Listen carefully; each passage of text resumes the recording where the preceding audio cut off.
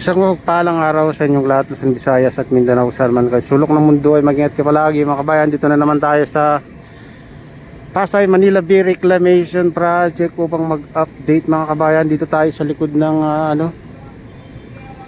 Lime Resorts and Hotel. Ayan. Makita nyo ito yun may crane dito saka dredging vessel mga kabayan. Ayan. Siguro dito kinukuha yung mga itinatambak din dun sa tapat ng MOA. Malawak na mga kabayan, no? Diyan sa tapat ng Sofitel Hotel, tubig na mga kabayan. Dito na lang ito konti na lang din, magkakaroon na rin dito mga ilang araw na siguro. Kasi na diyan may tubig na diyan. Ayan. Ayan. Ayan yung isang dredging vessel mga kabayan. Umurong na dyan. At dito naman banda mga kabayan ay unti-unti na naman unti-unting binabak po dito mga kabayan. Na dun, nakausod na dun mga kabayan. Dati hanggang dyan lang. Dyan lang dati mga kabayan. Kasi gagawin daw iuurong ito yung kanal dito mga kabayan sa tabi ng seawall. Ayan, dati yan yung kanal na dati. Siyempre natabunan na mga kabayan dahil nung bagyo. Ayan, tabunan yung kanal dyan. Ayan, kaya sabi nila iuurong daw yung kanal dito, kaya ganyan kalaki siguro mga kabayan. Yan sa tapat ng Sofitel Hotel talagang nahukay na mga kabayan, naalis na yung mga buhangin sa tabi ng seawall. Ayan. So kaya nandito yung isang crane dito. Hindi ko lang alam kung itatagos nila doon sa mga kabayan. Yan sa parkingan ng mga ferryboat. Diyan sa tabi ng MOA. Ayan tubig na.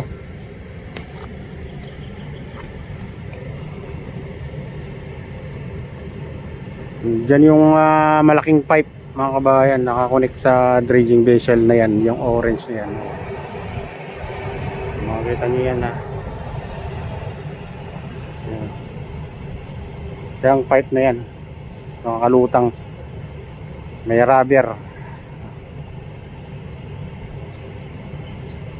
Wala pang ngayon, nag-operate ngayon kasi maaga pa mga kabayan. Wala pang nag-operate dito na mga heavy equipment.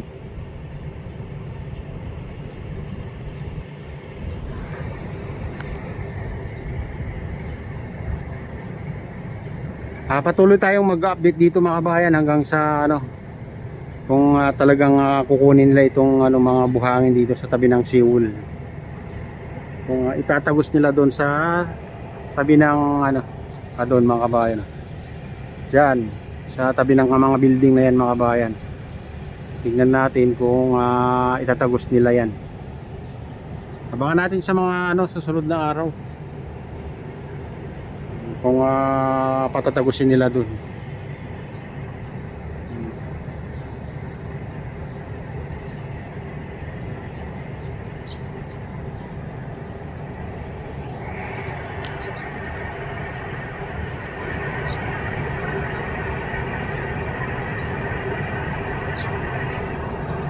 Kita na rin yung dito dagat.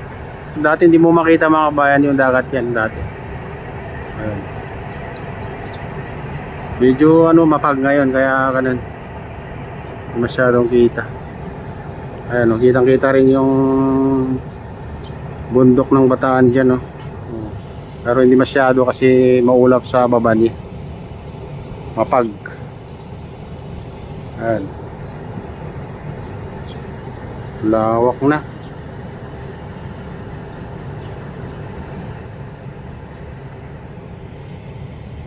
Ayan, punta naman tayo sa ibang parte. Ayan mga kabayan nahukay na rin dito banda.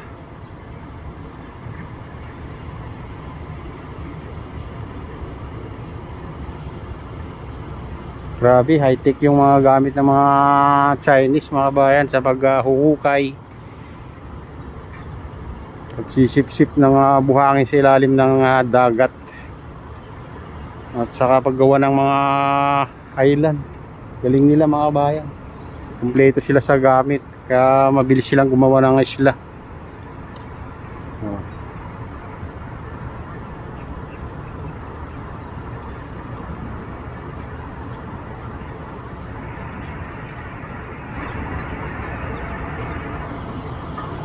Puting-puti ang background mga kabayan kasi maubulap pa. Mapag yung paligid. Kaya ganyan kulay. Pero kung blue ng kalangitan, siguradong ganda ng ano.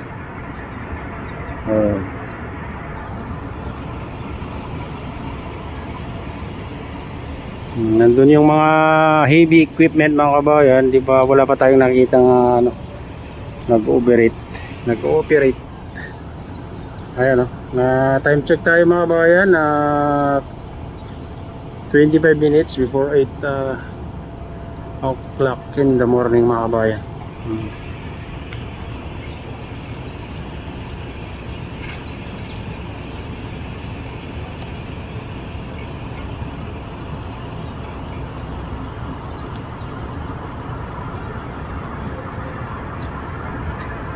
Maya punta tayo dun sa ano, MOA.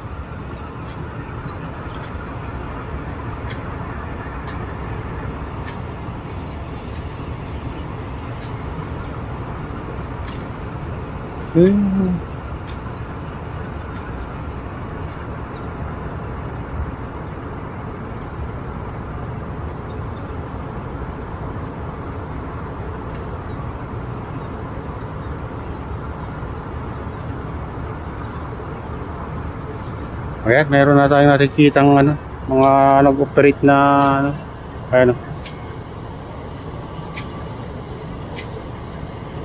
bulldozer. Ayan o ito, kay loader mga kabayan. Nag-umpisa na sila. Kita nyo, dating dagat yan, naging disyerto na mga kabayan. Hanggang doon.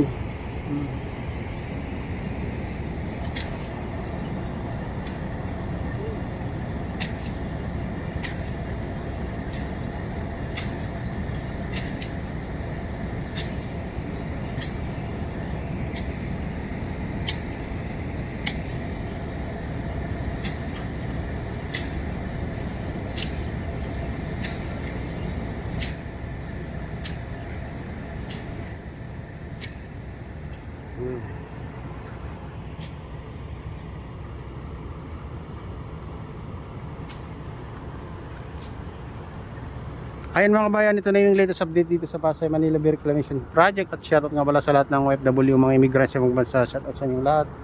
Shoutout din sa lahat ng vloggers. Shoutout din sa lahat ng sumusuporta sa aking YouTube channel. Sana hindi kayo magsawang suporta. Shoutout din sa lahat ng viewers, mga nagla-like, silent subscribers, silent viewers. Ayan, big loud shoutout sa inyong lahat.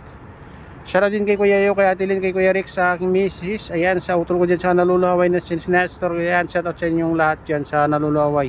Shoutout din kay Wopoptor, kay Bike Tayo, kay Maki TV, kay Sir Bal Ayala, kay Camilo Climet, ayan, kay Maki TV. Ayan, shoutout sa iyo mga idol.